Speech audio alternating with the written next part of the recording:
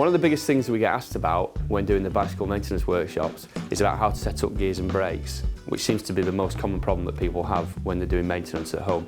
So I'm going to run through a few simple techniques just to help you get the most out of your equipment. We're going to get started with the brakes. So the first thing I'm going to show you is how to change the brake shoes.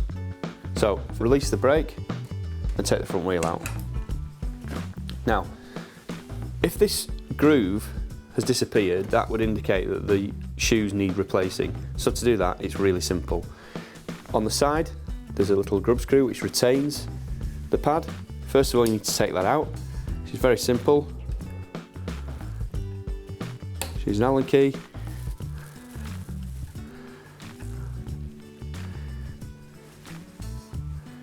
Take the grub screw out. And then simply press the brake lever, push the pad out backwards. Yeah, and there we go.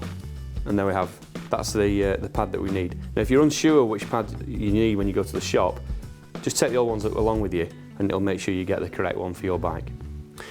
Now to refit it, it's very simple.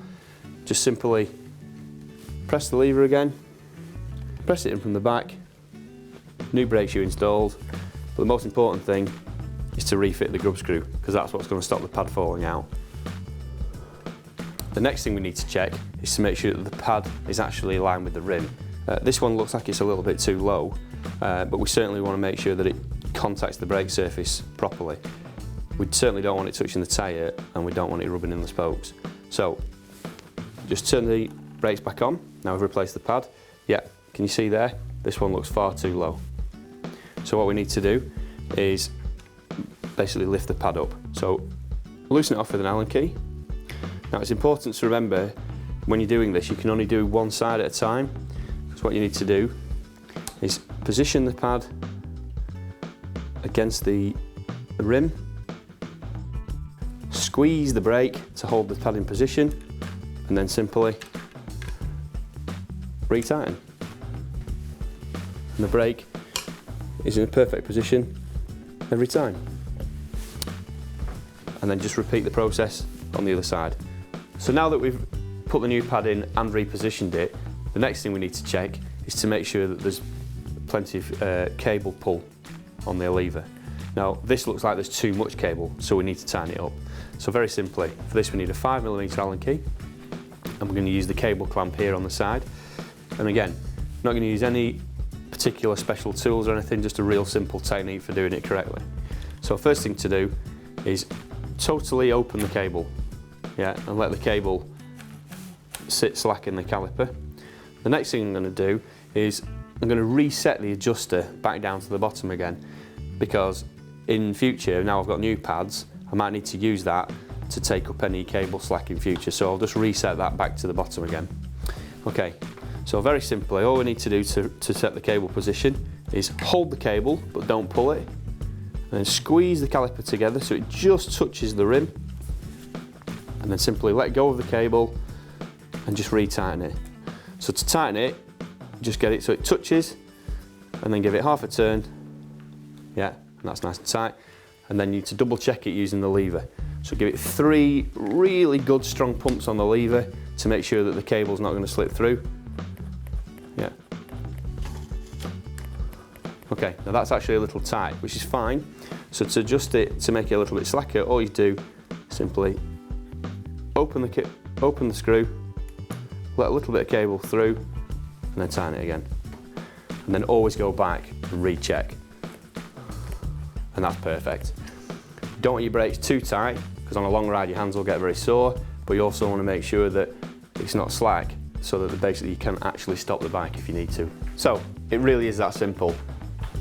Just showing you a few quick setup tips there, and you can save yourself an absolute fortune. If you took that down to your local cycle store, that probably would have cost you about £20 to have that adjustment done, but helping you to save both time and money.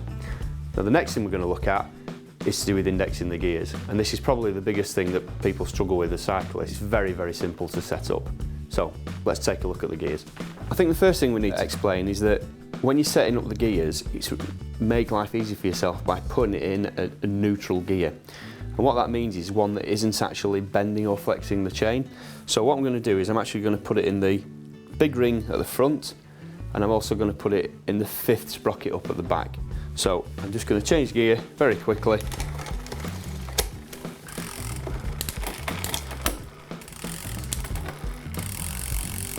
One, two, three, four, five.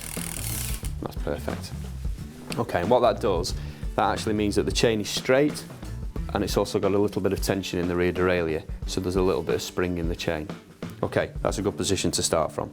So very carefully, I'm just going to turn the crank, yeah, and by basically tightening and loosening the rear adjuster here, yeah, I can actually move the position of the derailleur up or down so it runs smoothly. So if I slacken the cable, yeah, you can see it's running out of position, so I need to retighten it and get that so it's running in the centre, and that's pretty smooth. The easiest way to do it is to actually listen to the chain until it's not rattling. So we're in position there. Now once you've got it in position, the next thing you need to do is to move the shifter just to make sure that it's moving one click and it moves one sprocket.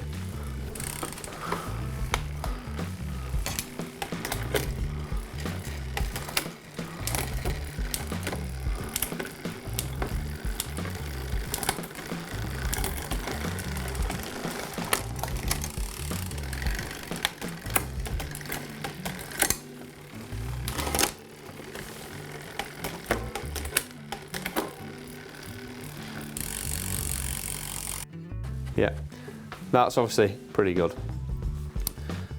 On the rear of the derailleur, you'll notice that there's 3 screws. These 2 screws here are called limiter screws, and they limit the amount of movement from the top to the bottom. This screw controls the tension of the rear mech. It's called the B tension screw, and that controls the position of the top jockey wheel in relation to the cassette. Ideally, you want about 1.5 chain links between the 2. So this isn't tight enough at the moment, so we just need to tighten that up. Give that a good few turns. And then next thing, we obviously need to go back and double check it. That's a lot better. Because I've increased the screw tension, the chain is now not rubbing here.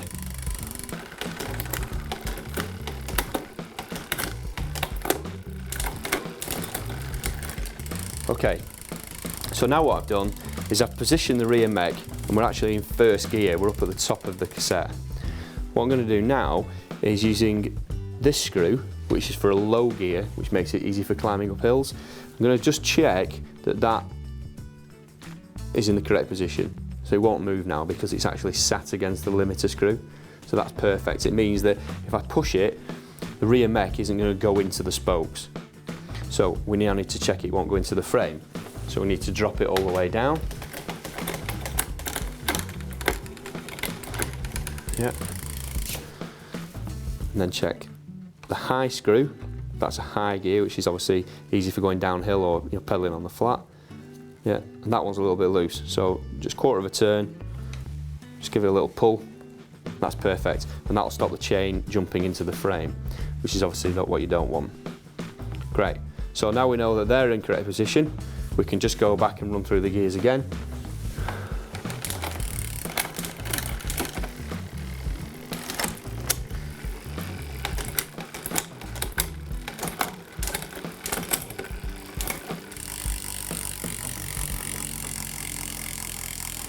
So now we're happy that everything's okay with the rear derailleur, we need to just concentrate and make sure everything's okay at the front.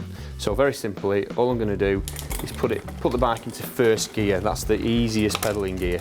So that's the large sprocket at the back and the inner ring at the front. Okay, what we're looking for are a few simple things which can make it work properly. First thing is make sure that the actual height of the derailleur is only about 2 or 3 millimeters gap between the top of the tooth and the bottom of the outside plate. If it's too high, the chain won't shift properly, and if it's too low, obviously it'll just rub on the ring. So the optimal gap there is about 2 millimeters. The other thing you need to do is to make sure that the actual angle of the mech is correct. So the other thing to check is to make sure that this part of the derailleur, as well as being the correct height, is parallel with the ring, otherwise it won't shift properly. The other thing we need to check are these limiter screws here.